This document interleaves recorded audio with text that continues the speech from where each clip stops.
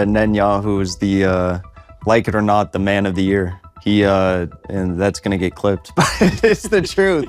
You know, he went from being almost forced out and, you know, seemingly being locked away in The Hague, to now, you know, winning the support of his people and taking all this territory. Maybe we should move a little beyond the frame of meticulous calculation, strategy, and planning, and give chaos its proper due as a significant regional actor in and of itself.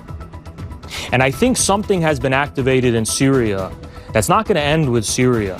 Yes, the United States is in decline compared to 1991, 2001, but that doesn't mean that the United States is going to retreat and focus on itself. What it means is that the United States will try to stay relevant and powerful by cannibalizing its satellite states, its former so-called allies.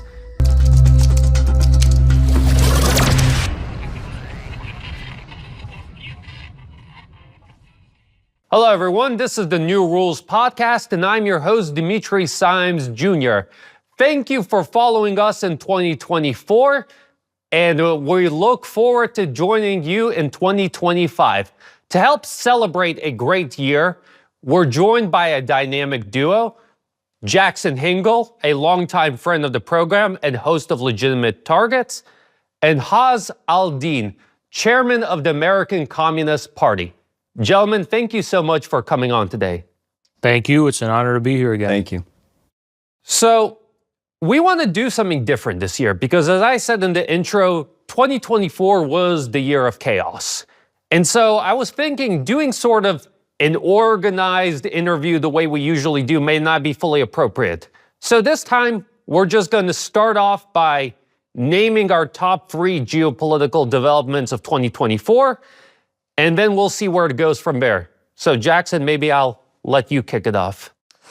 Well, I think I have a black sheep development to start with, and that being the recent events in Syria, because I think in one way or another this is all going to implode for Erdogan. I think he made the wrong calculation, and I think that we'll see what happens. But I think backstabbing Russia is never a good idea when you're trying to wage some sort of a battle against the globalist, extremist terrorists, and that's what Erdogan did. So we'll see what happens there, but I think that was a very large development, and I don't think anyone really is understanding what's going to happen there quite yet.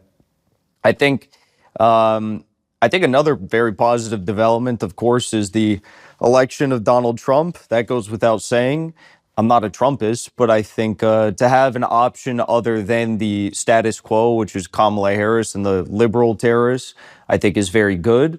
And we'll see. Even if it's a market improvement, 5% better than Kamala Harris, we need that right now.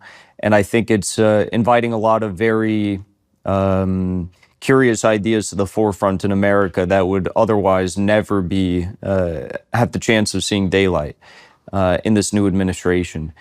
And then, the third one, I guess we could look to, I don't want to say the obvious things, but the Russian SMO is doing very well. But I think if I were to do a third one, that might be not an obvious one. I think the developments with your EU member states kind of standing their ground. Like you have Orban that has continued to stand his ground, which is not new, but you had Mr. Fico in Slovakia that came through and survived the assassination attempt. And then now you have Georgia that's standing up and fighting for their sovereignty successfully. And you have the candidacy of Călin Georgescu in Romania that I found to be very inspiring. And we'll see what happens with him. But they haven't put him in prison yet. And they had Elon Musk come out and defend him.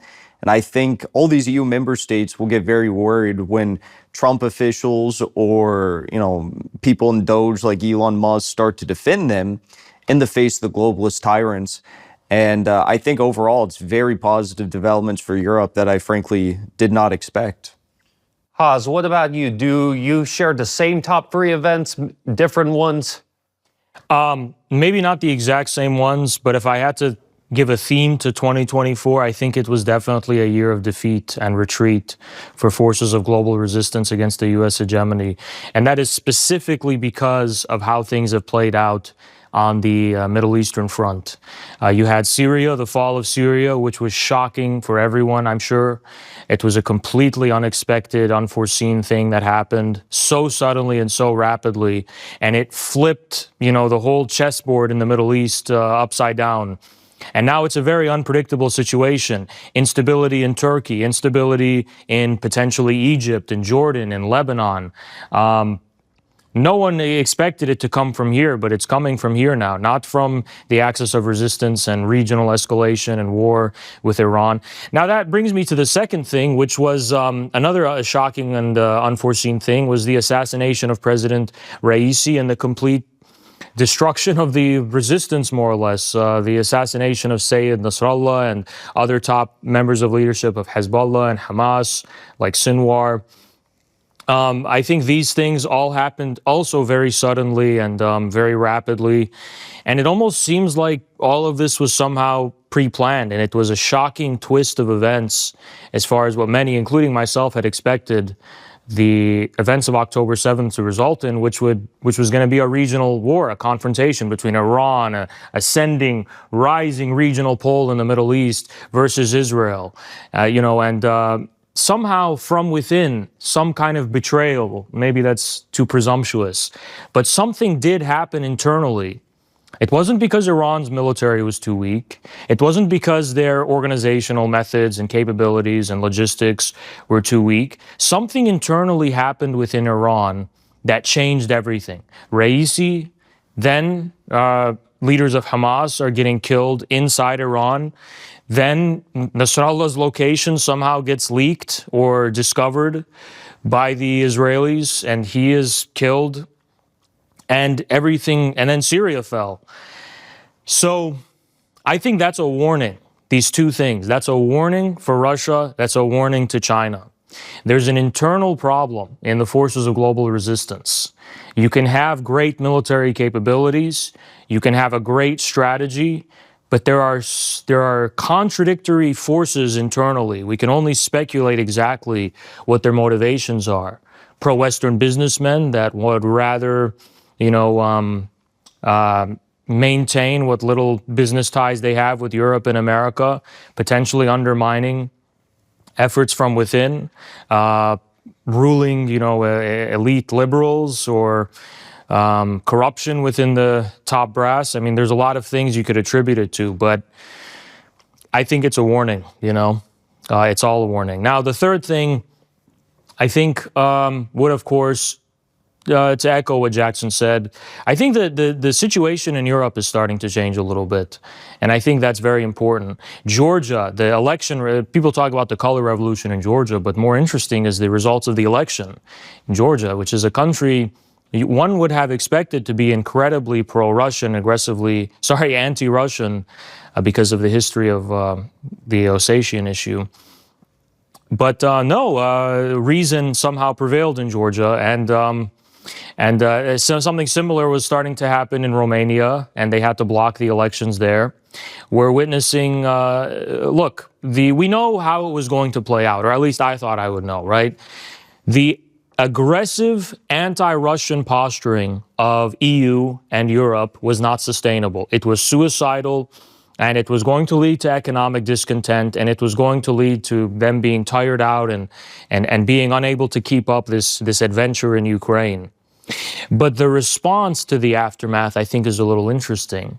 I think we're starting to see signs of an increasingly authoritarian EU, an increasingly authoritarian Atlanticist bloc, which is, we see it in the example of Georgia. They're willing to basically cancel the consequences of the election. The color revolution in Georgia. Did I say Romania or Georgia? You said Georgia. Romania. I mean Romania. But it's in Georgia. Noticeable. But I think it's not too much of a misspeak to say Georgia, because they did try to cancel election. Yeah. You had Zalom Zurubashvili, say, I'm the elected president, the parliament's illegitimate, all that. So another thing interesting is France. They're looking at, I don't know if it's already happened, dissolving the parliament. They're talking about Macron is going to potentially stand down. I don't know. Wait, will he stand down, or will this be the end of the this iteration of the French Republic? Germany. So I think that we're looking at some troubling developments. I think in response to Trump's election, potentially, we could see an openly brazen, more authoritarian turn in the EU to prevent something like that. And I think that is geopolitically significant. And I think it's tied to Trump's election, actually, because rhetorically, at least, there do seem to be growing rifts between the incoming Trump administration and the NATO alliance. Also, look, this is more than three. No, but the NATO alliance is on very, very precarious foundations already because of what Turkey is doing. Because Turkey's increasingly aggressive posturing toward Israel, as well as its campaign against the Kurds, which is directly contravening the interests of NATO and Europe and the United States. Turkey is a NATO member, right? So the very foundations of the NATO alliance are being undermined. So the direction in the stars seem to be pointing in a positive direction. Everything's going in the right way. But forces of global resistance fighting against U.S. hegemony, they should see what happened in the leadership of the axis of resistance as a wake-up call. Because if everything can be going well for you, right, and it's still very possible to fumble the bag because you just don't have your stuff together. And yeah, I broadly agree with your analysis. And for my top two events of the year, they're Middle East related. I would put Syria and the Israel-Hezbollah war basically on the same level of importance. And you talked about Erdogan, you talked about Iran. I think I'm going to go out on a limb and say that I think that Benjamin Netanyahu is the 2024 Man of the Year. I'm not saying it because I like Netanyahu. I'm not saying it because he's a good person. I'm saying it because when you look at the first half of 2023, or even maybe let's say 60% of 2023, it looked like Netanyahu and Israel were on the ropes. Because you had growing protests at home and abroad against Israel. Israel was taking massive reputational damage. Israeli forces seemed to be stuck in a quagmire in Gaza, where they kept bombing the entire strip, but Hamas kept on offering stiff resistance, inflicting painful casualties. You had the northern front, where Hezbollah was continually piercing Israeli air defenses and making basically northern Israel unlivable. You had the Houthis, who imposed a blockade on the Red Sea and delivered a serious damage to Israeli commerce. And in line with that, you also had the Israeli economy, which saw a lot of skilled workers move abroad. You saw a lot of fall in investment, fall in tourism, fall in agricultural revenues, growth in government debt.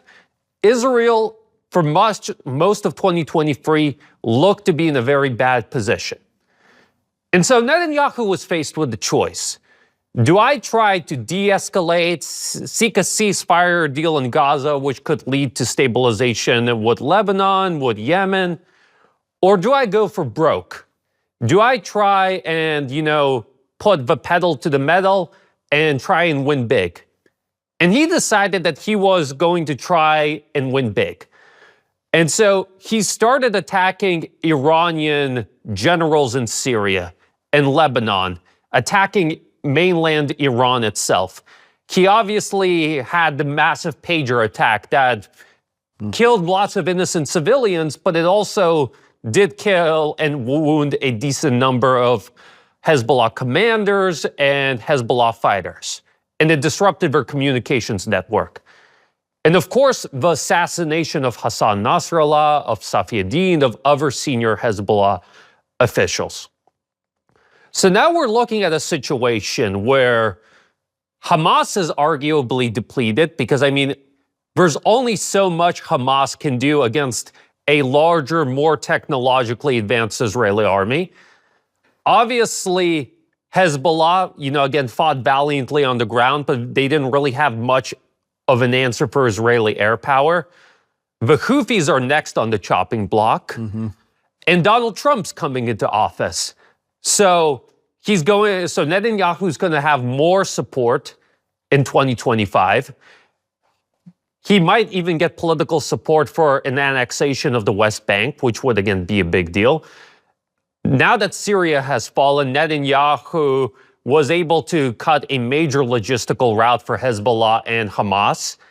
And, theoretically, when you look at the territory that he's conquered in Syria, he has greater surveillance ability of Lebanon, and he could potentially now flank Hezbollah, in a round 2 fight in Lebanon. So I think Netanyahu is undoubtedly the man of the year. The other non-Middle Eastern development that I would put as number 3 is Biden's decision to greenlight long-range U.S. strikes into Russian territory.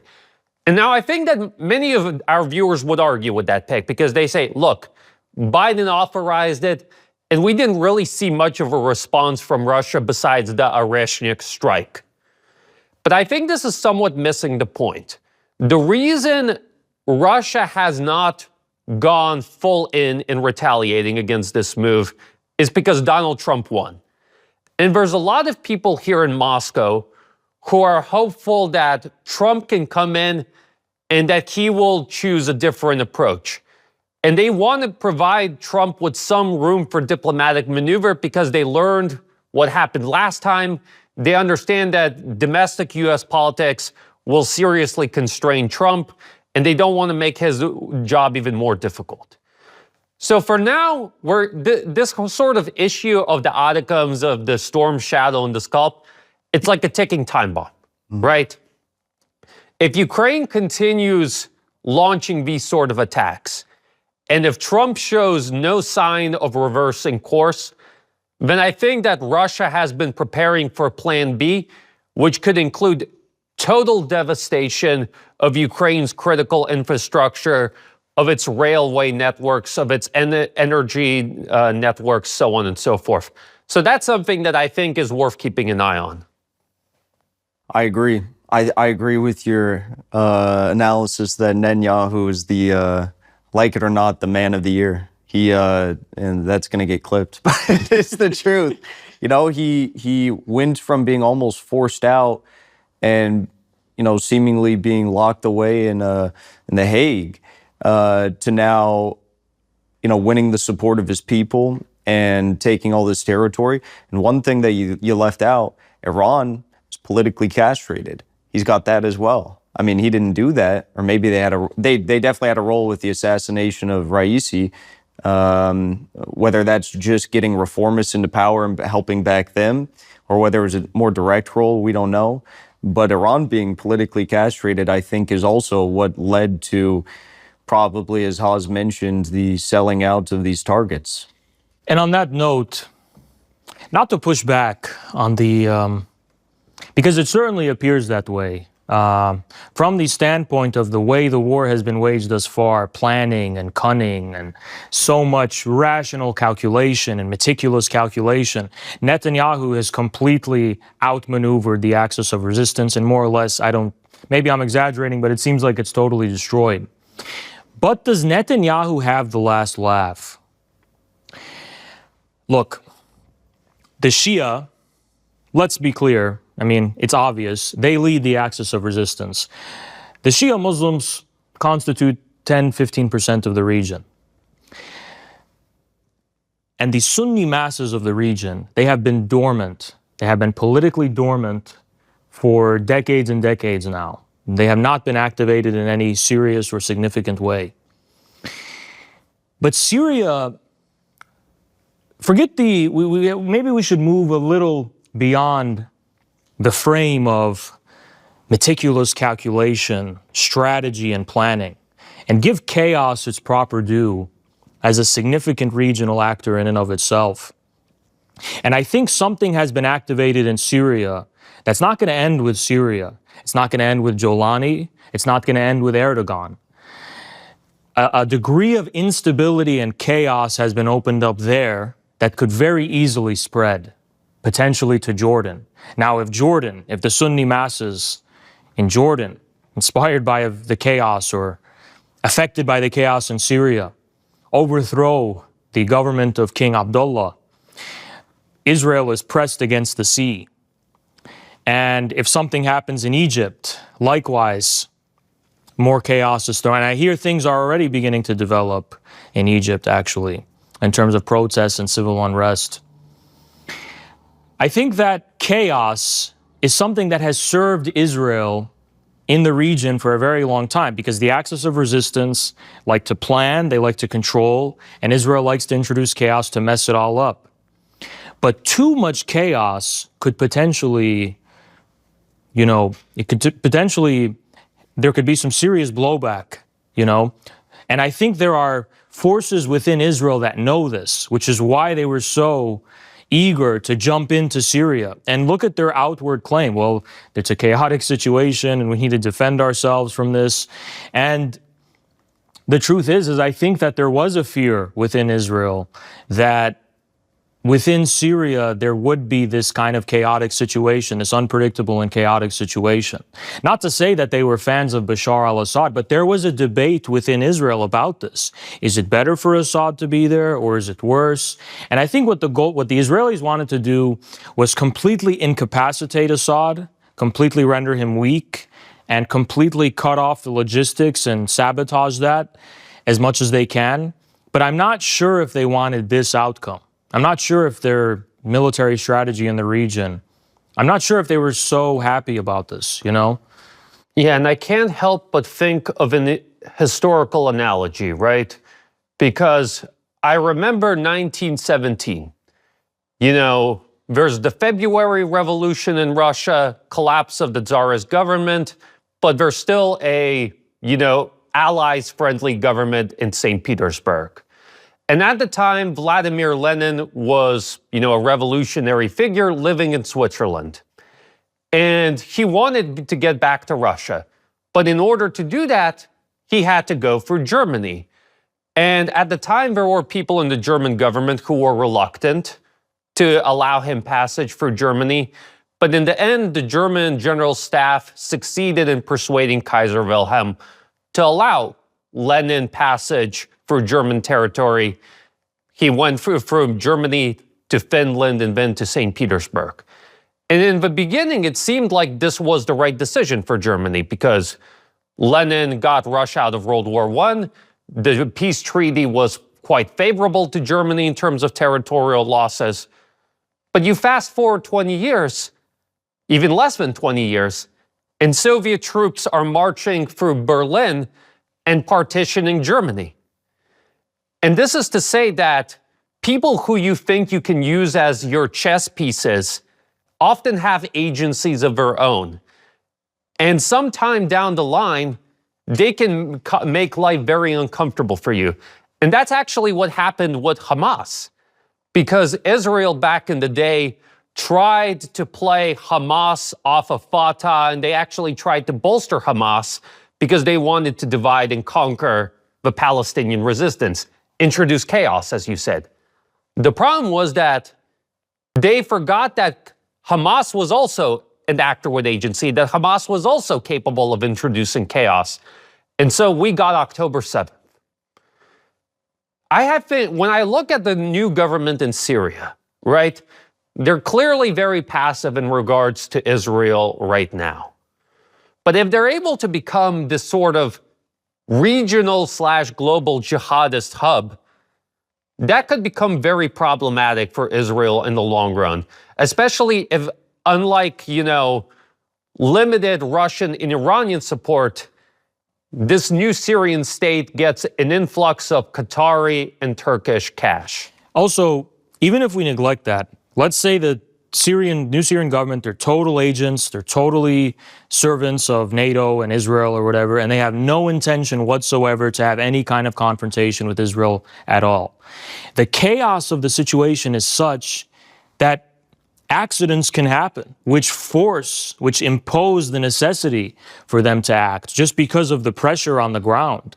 You know, wars are not necessarily initiated from centers. They can also begin from peripheries. I think a similar example was the special military operation itself. That was a war imposed not from the center. There was a huge reluctance from the center for any kind of confrontation with the Kiev government since 2014. But the pressure that was coming from the periphery forced the hand of the Russian government. And so who's to say something similar couldn't happen in Syria? Who's to say something couldn't similarly happen in Egypt? I mean, Sisi is now going to be sitting at the table and weighing his options. Would I prefer to stay in power and betray America and Israel and all the people who continue to prop me up? Or, you know, should I risk losing power in another Arab Spring, become another Mubarak in the face of a newly insurgent, maybe Muslim Brotherhood or something? And many leaders in the region are probably faced with this decision now. So that pressure from the chaos, it's a very, very important factor. And I don't think Erdogan wants to confront Israel. I don't think Erdogan has it in him to do that. But again, pressure is a very, very powerful force. Popular pressure, discourse, I mean, saving face, the need to just preserve your state authority. It could definitely lead to accidental situations where the hand of these powerful actors are forced to clash, you know, and even if they had no intention to, you know. Yeah, it's funny. You started out blackpilling so much about the Middle East, and then now you're kind of like casting this conspiratorial storyline about the rise of Sunnis. I don't know. I think that it's wishful thinking. But I do think what's interesting is how quiet everyone was in regards to the fall of Assad and the fall of Syria. I think you're correct to say the story's not over yet. And I think most people have said that it's just like the beginning of a whole new tale. I don't think the new Syrian Salvation government will last in any sort of meaningful way. I think that it's what do they have to fight with? Israel bombed all the Navy, the planes, jets, all these sorts of things, air defenses. They have nothing to fight with. They're completely castrated as well. And I don't know. I think the script has been flipped, as you said. I think Iran is just. It's honestly very sad watching it all, but I don't know where it's going to go. You're right that the government's not sustainable. But think about this. Little Gaza can cause Israel so much of a headache, okay? And they have nothing. They literally have homemade weapons. They have nothing. Imagine if that was somehow expanded, not even fully, just a little bit on Syria, Israel's other borders. Jordan, now the West Bank would then be a factor. Syria, the Syrian border. I think that's really what they fear. It's already the case in Lebanon.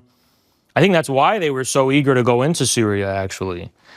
So I'm not necessarily, keep in mind, I'm not necessarily optimistic. I mean, you're not saying what if? I'm not saying I'm painting the story of a glorious rise of the Sunni masses or something, and it's going to be I'm just saying it could be a seriously chaotic situation. I'll say one more thing. I'm just trying to say this. There's so many actors involved who have plans. Everybody's got a plan until you get hit in the face, right? I think so. Your analysis, and it was echoed by a lot of people on Twitter, was that they need to get rid of the sectarianism, and they need to have a political answer to it. No, that's still a plan, though. I mean, look, planning-wise, I'm blackpilled. There's anyone who has a plan that, we're going to overcome sectarianism, we're going to build. Look, maybe it can. The intellectual and spiritual foundation for that hasn't even been laid yet. You know, look, I'm not an idealist who thinks that ideas drive everything, but I mean, without ideas, there wouldn't have been a Bolshevik party or a Lenin, right? The Middle East doesn't have ideas right now. So maybe they can develop that soon, but I don't see it coming from anywhere. But what I am certain of is that all of the people who have ideas right now and have plans right now probably will fail. And if they fail, that means a completely unpredictable situation rather than the relative veneer of stability we've been seeing since the so-called Arab Spring in 2011. Can I white pill on Iran for a second, please? Or not a second, it'll take longer than a second. Here is my white pill on Iran. For starters, yes, what's happened to Hezbollah is bad. What happened with Syria is bad. But Iran still has a massive arsenal of missiles and drones, stacked underground. So it's not as though they're completely defenseless, right? Absolutely not. Yes. Iran is very strong and powerful. But I also have to say, so was the Soviet Union when Gorbachev took power. Yeah. And what I do think, unlike Gorbachev, right? It seems to me that even under Pezeshkian, they're not fully buying into this idea that we're going to economically integrate with the West. Because January 20th, on the very same day that Donald John Trump will be inaugurated in Washington, D.C., several hours before that, President Vladimir Putin and President Pezeshkian will be meeting, I don't know, in Moscow or in Tehran for a grand signing ceremony for the Russian-Iranian Comprehensive Strategic Partnership. And this partnership, again, we don't know all the details, but it's going to cover trade, it's going to cover logistics, it's going to cover agriculture, it's obviously going to cover defense to a significant extent, but there's also going to be other STEM cooperation, for example, with satellites, because Iran needs Russian help in satellites. It has to do, of course, with nuclear energy. There's an entire spectrum of cooperation. Was this agreement made under Pezeshkian, the plan for it? It began under Raisi, of course, but it's notable to note that, again, Pezeshkian came in, Zarif came in, but they're still moving ahead with this deal. And one of the first meetings that Pezeshkian had as president was with Putin. And one of the first interviews that Pezeshkian gave after winning the election was to Sputnik, Russian state news agency. That's because even the reformists in Iran understand that, look, there's a chance that this whole effort to lessen tensions with the West don't work out. In which case, we need to continue expanding ties with Russia, with China, with the other BRICS nations, with India, so on and so forth. And Iran, due to its strategic location, it has already become an important trade route for Russian goods traveling to India and Indian goods traveling to Russia. Back in 2022, there was a preliminary agreement between Gazprom and the Iranian government for Gazprom to help develop Iran's massive natural gas reserves, most of which are untapped. And I believe it was quite recently, I think a couple months ago, where Russia and Iran signed a gas exchange deal. So basically what it means is that Russia will transport gas to Iran, and from Iran, this gas will go to Pakistan, to Turkmenistan, to Turkey, to other third-party countries. So essentially, in the coming years, Iran will become a logistical hub for Russian gas traveling to the global south. But let's also keep in mind that Khamenei is still the leader in Iran. He's still the guy who sets the agenda and has the final word. So it's difficult for me to know if Pezeshkian is fulfilling this agenda of Khamenei rather than him assenting to it himself as an actor. If he has the ability to sabotage it, will he? That I think it's an unpredictable question. And also there's rumors of Khamenei in poor health. I don't know if there's any credibility to that. And a lot of people think that he is obviously very much in danger.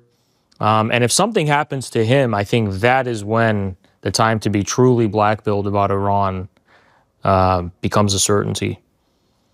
But if Khamenei, is gone, I'm not sure that it's going to be, reformist politicians that necessarily take over. I mean, again, there's a large clerical establishment in Iran. There's also the IRGC and all these other, militaristic structures that are committed to the idea of the Islamic Republic.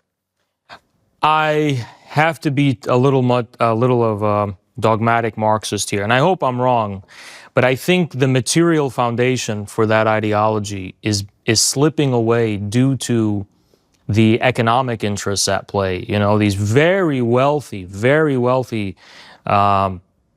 I don't know what to call them, oligarchs in Iran. They have so much money frozen and tied up in Europe, and it seems they will do anything in their power to get that.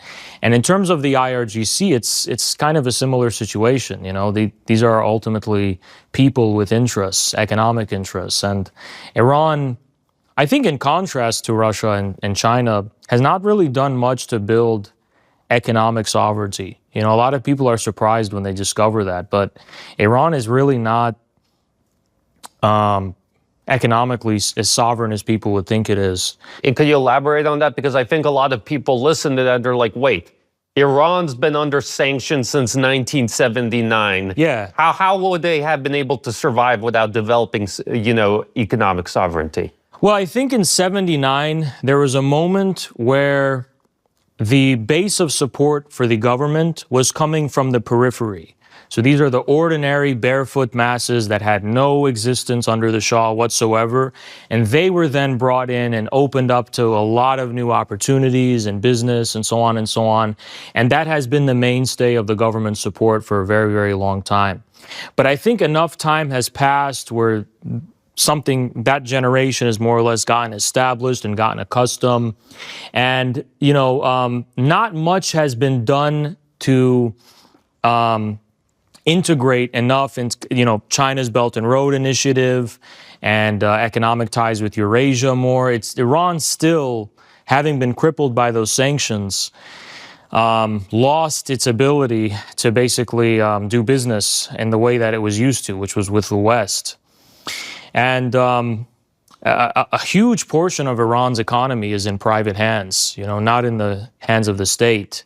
And those private actors, they would rather try to do the best that they can to just go back to the status quo with Europe and America, rather than this new plan of, Eurasian integration and Chinese economic integration, because there's no guarantee that they're going to be the beneficiaries of such new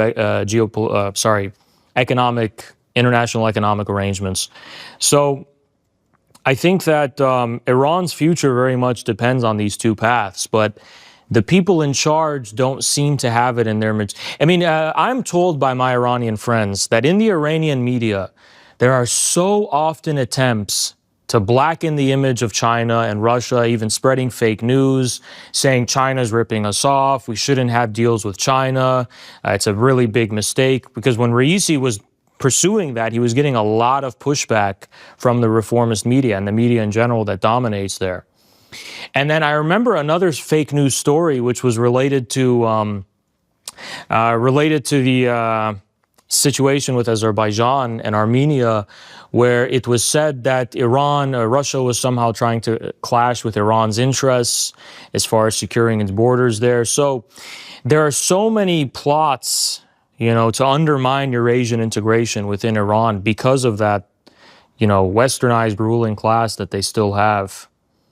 But that's my extreme pessimism. Keep that in mind. I just want to keep it on the table. Yeah. So Haas is black-pilled.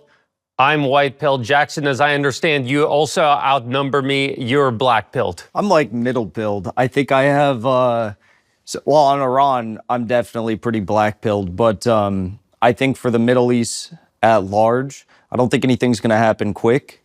But I think that, there's two things that, Haas, you said. It's the chaos is not necessarily good for the imperialists and the unipolar order. And I think that there's a lot of popular discontent that has been boiling, and we may not see a lot of it right now on the surface, but I think it's there. And I think that what Erdogan did was very stupid, and I think it's going to backfire for him. Why do you think it's stupid?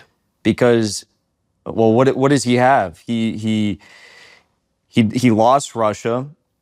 He's overstretched right now, really, in Turkey, and he wants to go even further.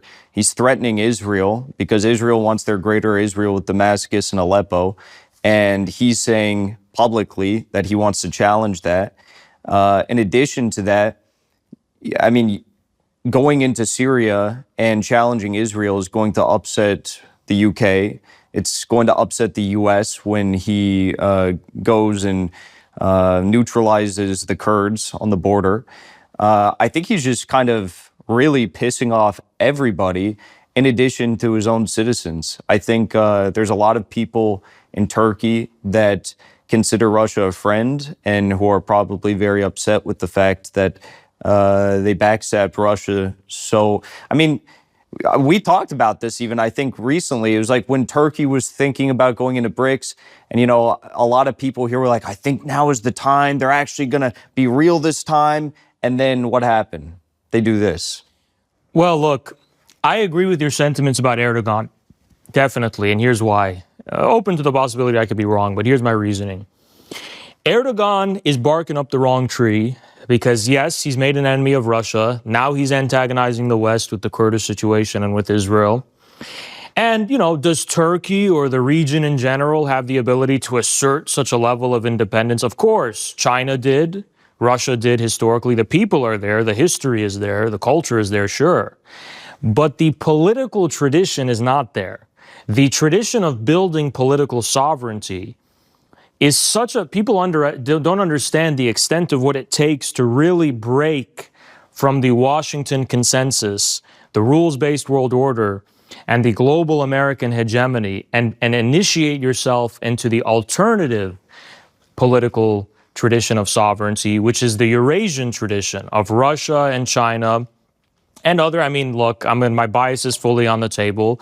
More or less, communist states from the 20th century were really the only ones that built a political tradition of sovereignty that was completely at odds with the Atlanticist world order. Now, of course, Russia is not a communist state today, but it's still building off of that legacy, especially in the international arena where it's leveraging its former Soviet relations with Vietnam, with Korea, with Latin American countries, with even in Africa to an extent.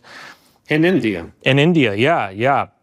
And that legacy was built from the Cold War, right, which was built by the Soviet Union. So that's an alternative infrastructure of political sovereignty. Now, Erdogan, as much as he is a very important figure in Turkish politics, he was a popular figure for a very long time, he has no experience in what it takes, knowing what it takes to build that kind of sovereignty, to build that state machine that is truly designed to withstand and resist and challenge NATO and the Atlanticist world order. All Erdogan has, he has ideas. He has this dream of an Ottoman Empire, or he has proclamations of faith and talking about Islam and so on and so on. But materially speaking, he doesn't have the infrastructure. He doesn't have the know-how. He doesn't have the experience. And that's why what he did was very mistaken, because the country that does have this experience is Russia.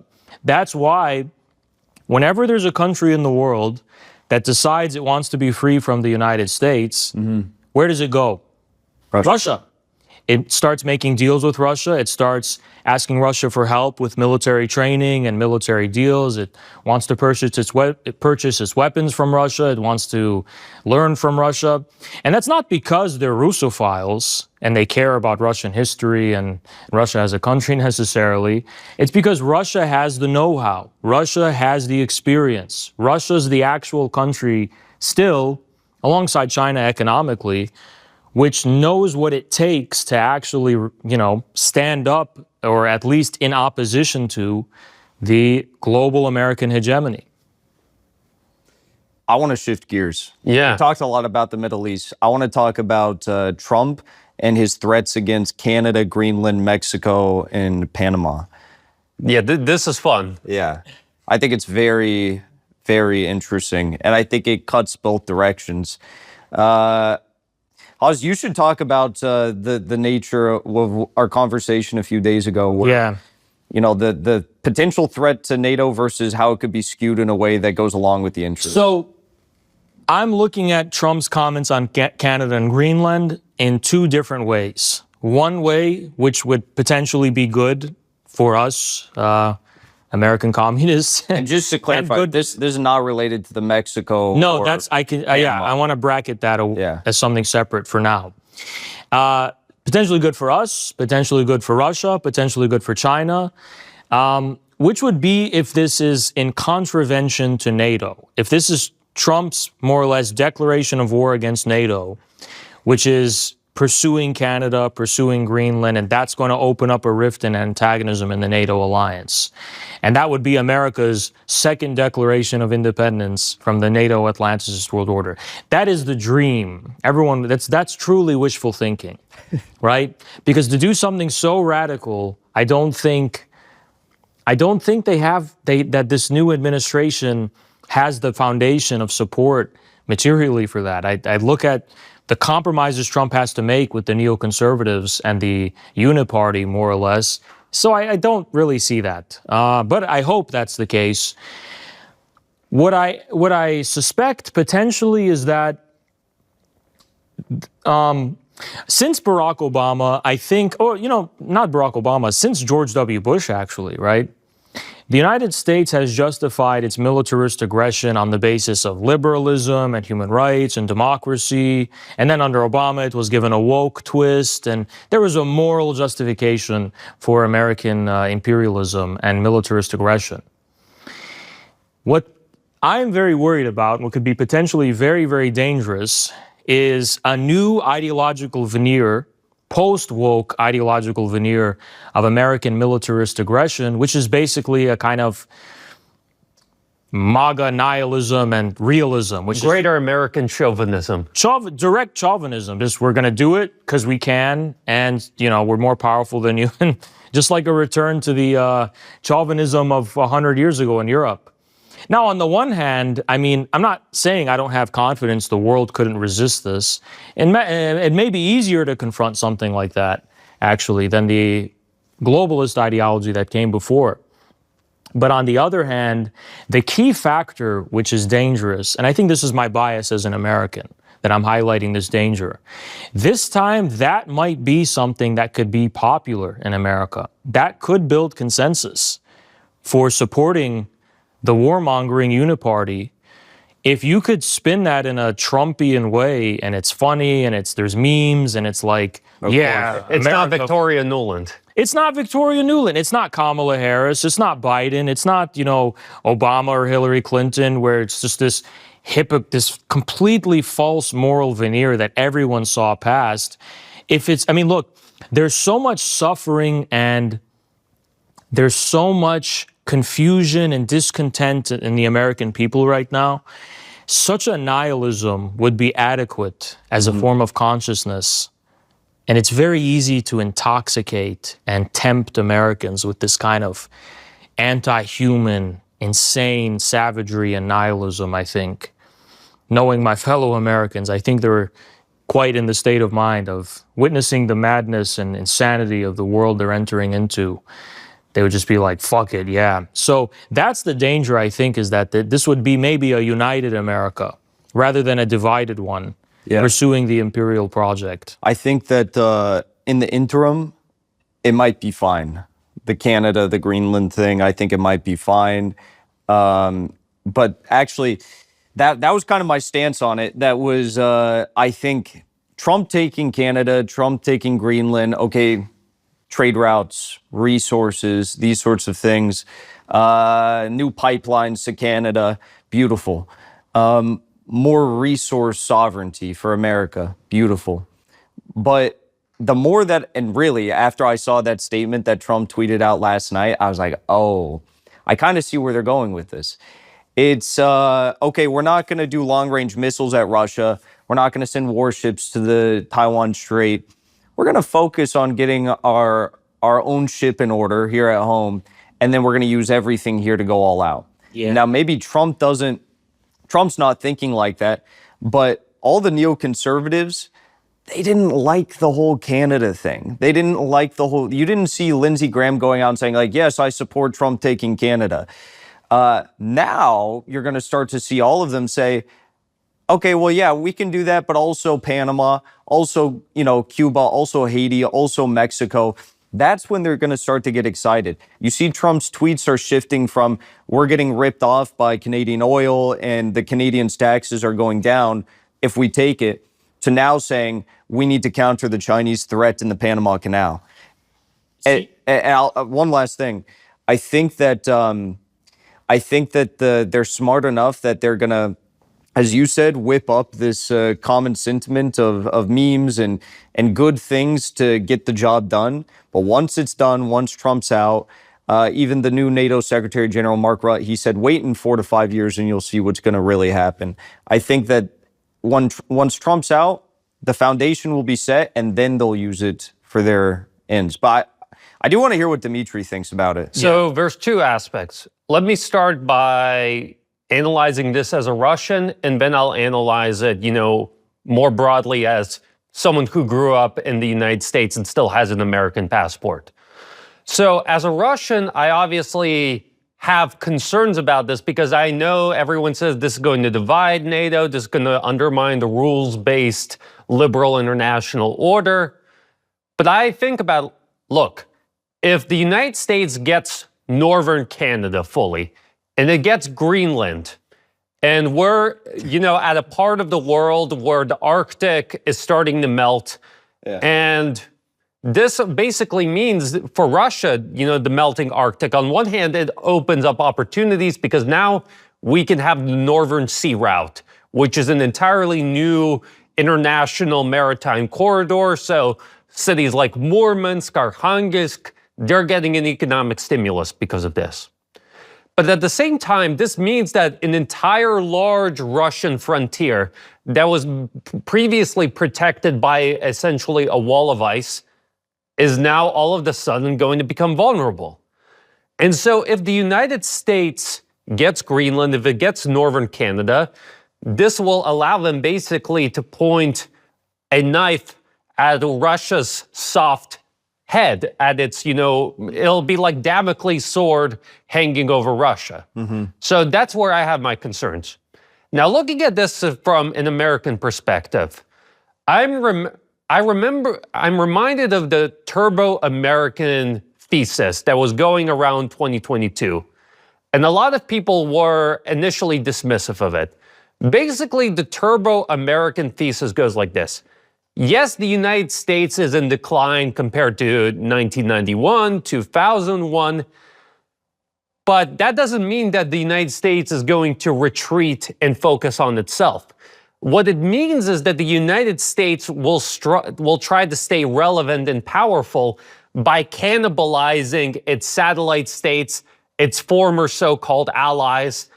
And we already saw this to a certain extent, what's been happening in Europe following Ukraine, where basically the United States forced Germany and other European countries to completely sever ties with Russia, economic, energy ties, trade ties, whatever. Predictably, German economy, European economy began to stagnate and decline. And deindustrialization, which was already happening, accelerated. Now we're seeing that we're starting to see German companies and other European companies move to the United States because energy's cheaper there, less regulations, so on and so forth. And all of this happened under the liberal Atlantis' Biden presidency. Now we're going to have Trump come in. Trump has already said that he's considering tariffs against the Europeans, that he wants the Europeans to radically increase their military aid to Ukraine, to radically increase their military spending overall, to basically take on a bigger burden of maintaining the American empire. And the Europeans don't really have any way of pushing back against this. Because, theoretically, the Europeans could counter this by saying, we'll draw closer to Russia and China, but European elites are stupid boomers. So they're not going to do that. So basically, they're going to whine, they're going to show outrage on Twitter, but eventually they're going to cave. And considering that Trump is going to be, cutting bureaucratic red tape in the United States, lowering taxes, potentially being more enticing with H-1B visas, you're going to have a massive brain drain and a massive capital drain out of Europe over the next 4 years. No doubt about it. No doubt about it. And as it pertains to Greenland and Canada, look, Trump, again, if he were operating within the rules-based liberal international order paradigm, he would say that, look, maintaining the American empire means restraining some of my, imperial appetites, right? Because I have this sort of, playbook, this sort of international rules that benefit me. And I'm going to abide by these rules so that other countries play by these rules and I keep my hegemony. Trump is starting to see that this system is starting to crumble, that it's starting to tilt. And so he's, again, like Netanyahu, he's going for broke and he's like, fuck NATO, fuck NAFTA, fuck your international rules-based order. I want to take Canada. I want to take Greenland. I want to take the Panama Canal. And while I'm at it, let me bomb Mexico as well. Everyone wants to be Putin. So, I think there's I completely agree with your analysis, by the way.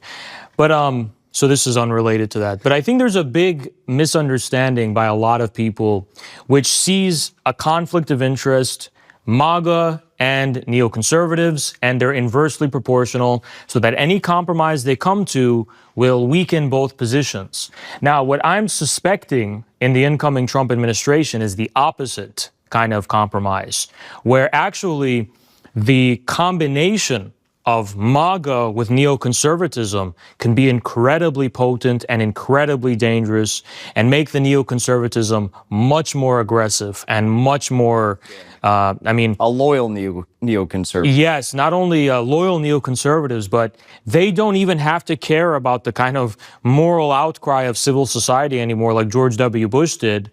And that's an incredibly, when we talk about how Trump has to balance the interests of Marco Rubio and so on and so on, in a lot of ways, that means really giving them way more than they even want right now, And there has been a uniparty agenda to intervene in Mexico because of AMLO. AMLO is not good for U.S. hegemony.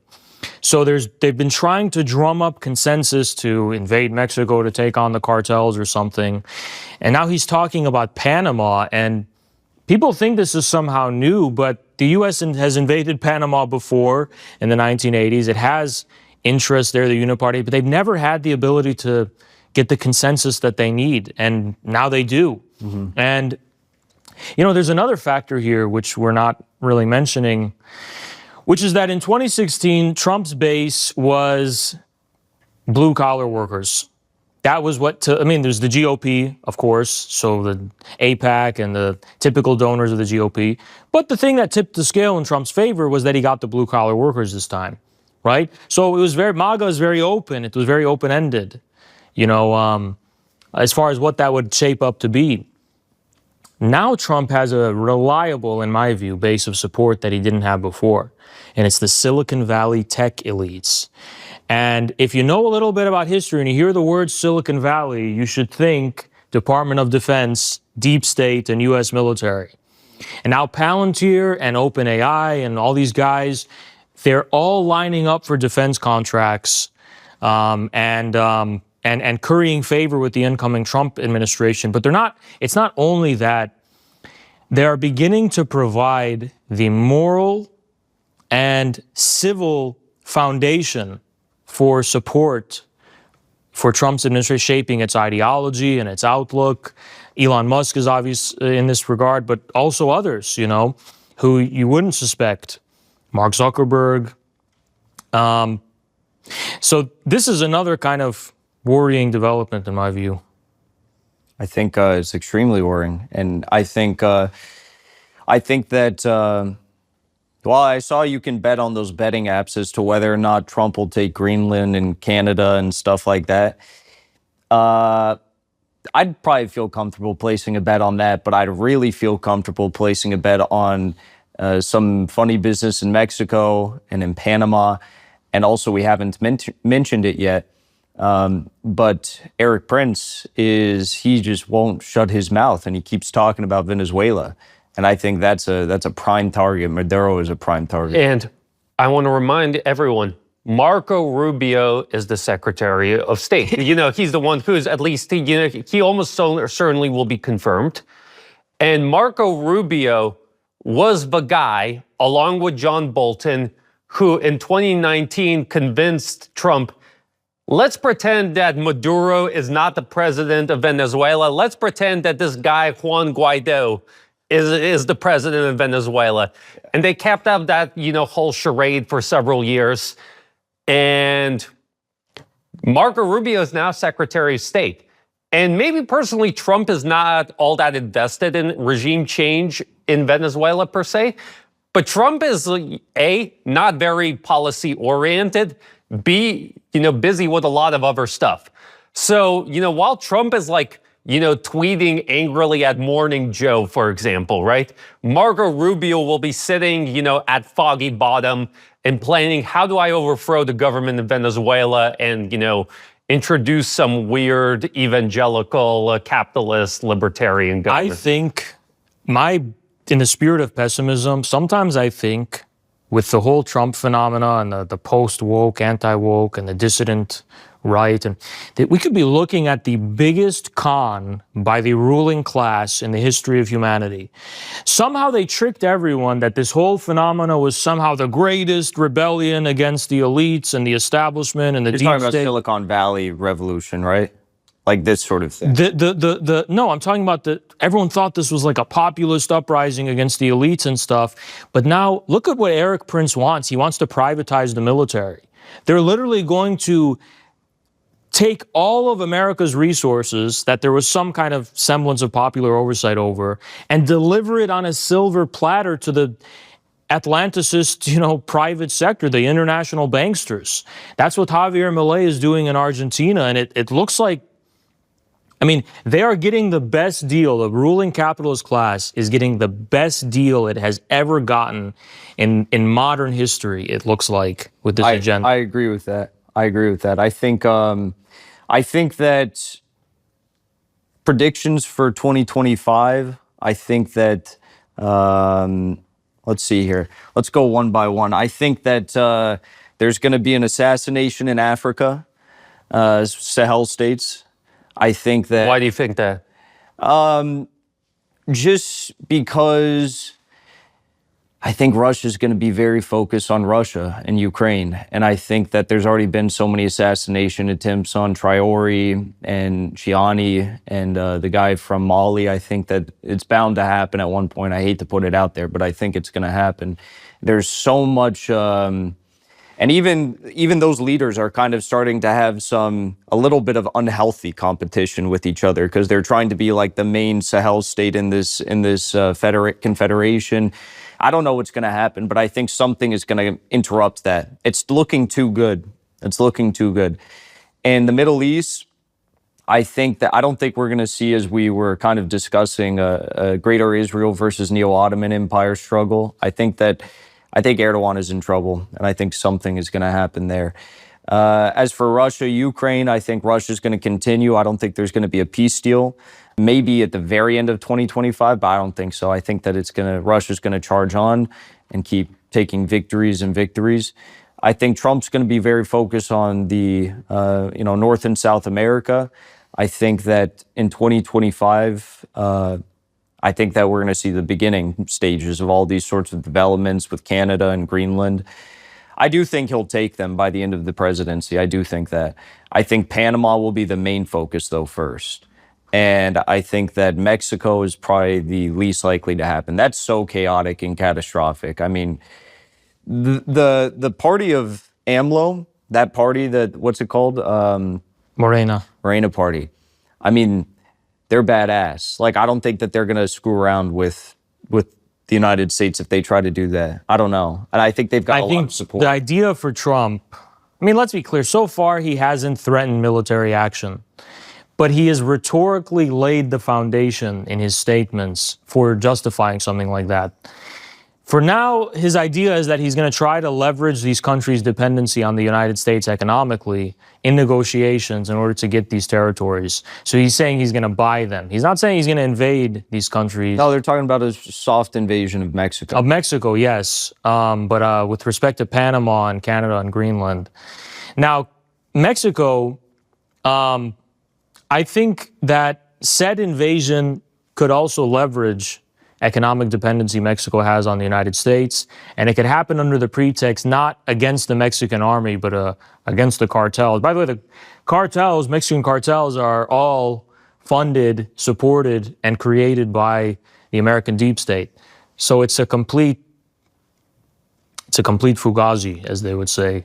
In my last two predictions, I think Maduro will fall in 2025. I hope not. I think that the DOD is going to be, you know, everyone knew that the State Department was going to lose power and the DOD was going to relatively gain power. But I think I agree with what you said. DOD mixed with Silicon Valley is just going to blow through the roof. And it's going to be some scary dystopian nightmare that it starts turning into. I don't think we'll see it in 2025, but it'll be the start of it. Yeah, I mean... what about Europe? Predictions for Europe? I got definitely prediction for Europe. I think Europe is going to get hammered. As I already, explained, Europe is in a really bad economic situation where they're losing their economic potential due to deindustrialization. They're fighting a proxy war that they can't really afford to fight. And now Trump's going to come in and he's going to be shamelessly, drawing European capital and specialists away from European countries. Because he can. Why not? America first, bitches. Yeah. And, you got to deal with it. So Europe's going to get hammered. I think that Europe, along with Ukraine, are the biggest losers of the Ukraine conflict. And, I think that this is not a 2025 prediction, but I think that looking ahead to the 2030s, 2040s, we're once again going to have a situation where Europe is going to be between the Russian sphere of influence and, of American sphere of influence, and the Chinese will be trying to navigate in between that. But I do want to make a prediction about the Middle East.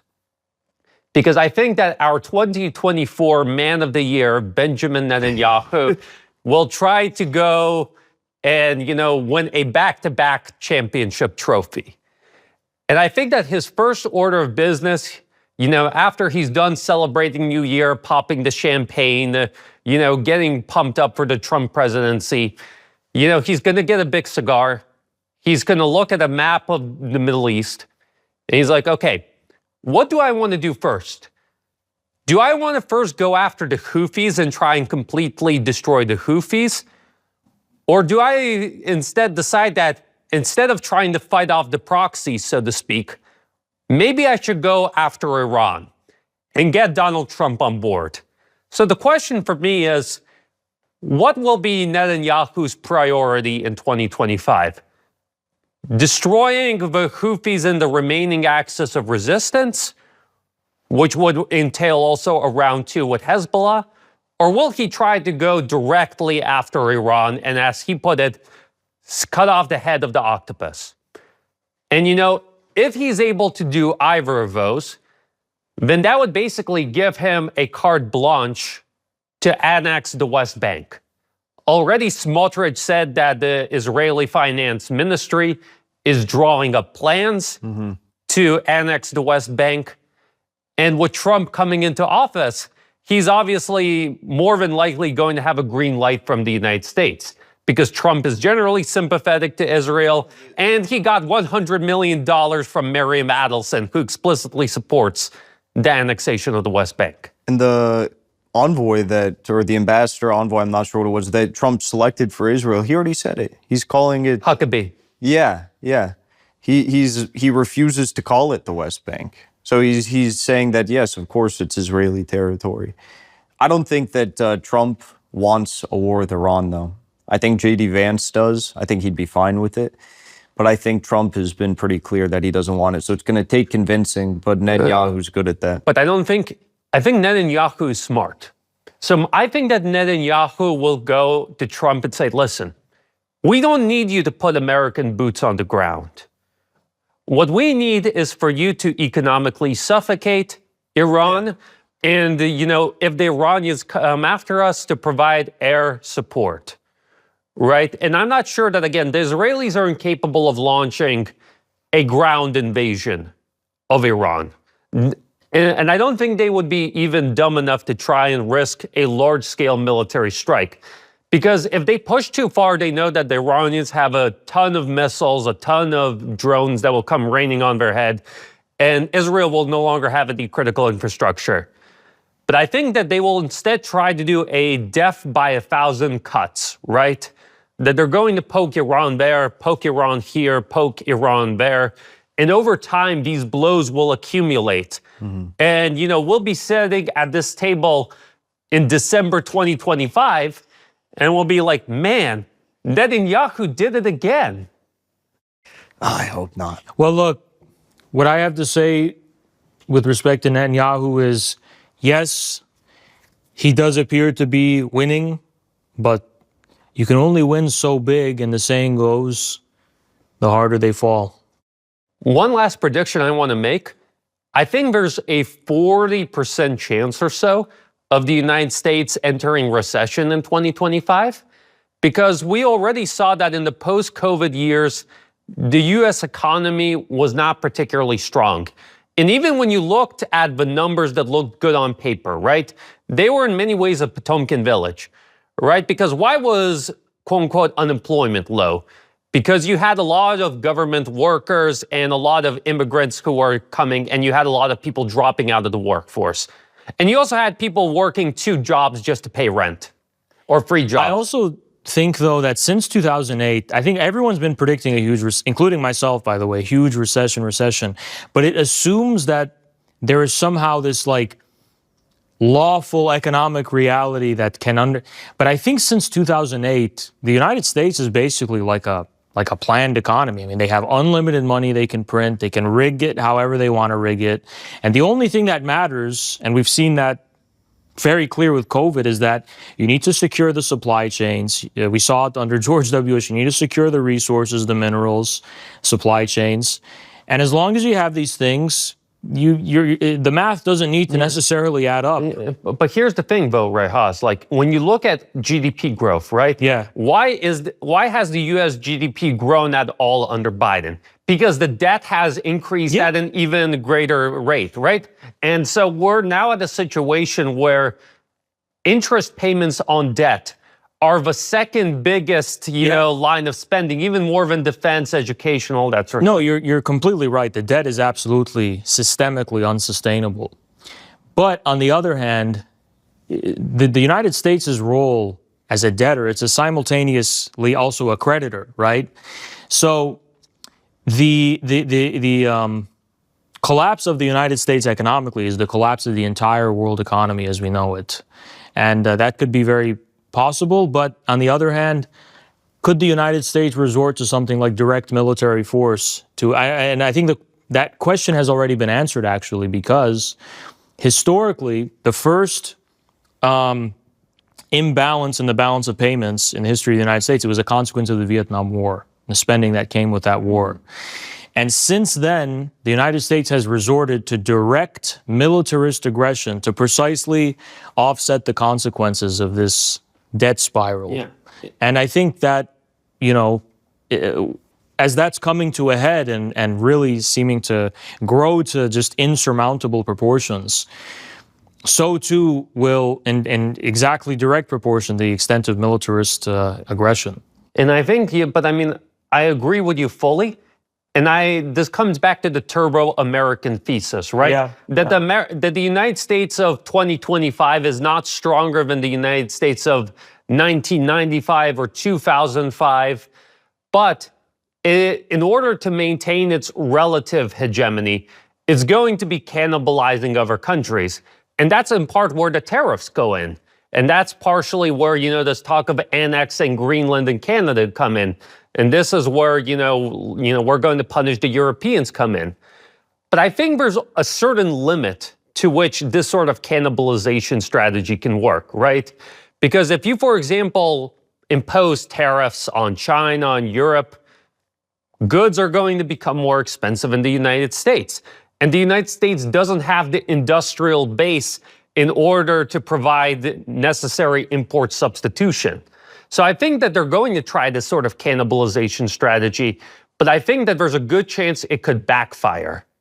And this whole house of cards could come crashing down 2025, 2026, 2027.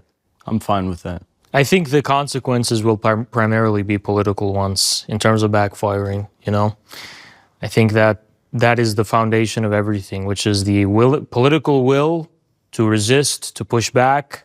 That's how you cause problems, and I think that's, something we are going to see more of probably in 2025.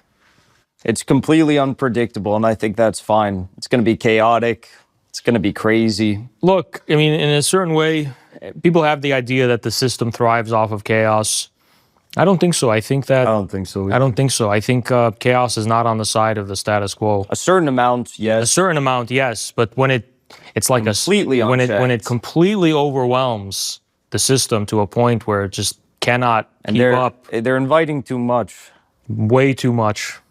And on that cheery note, Happy New Year, everyone. I hope you watch this with your eggnog or, some warm tea and cookies.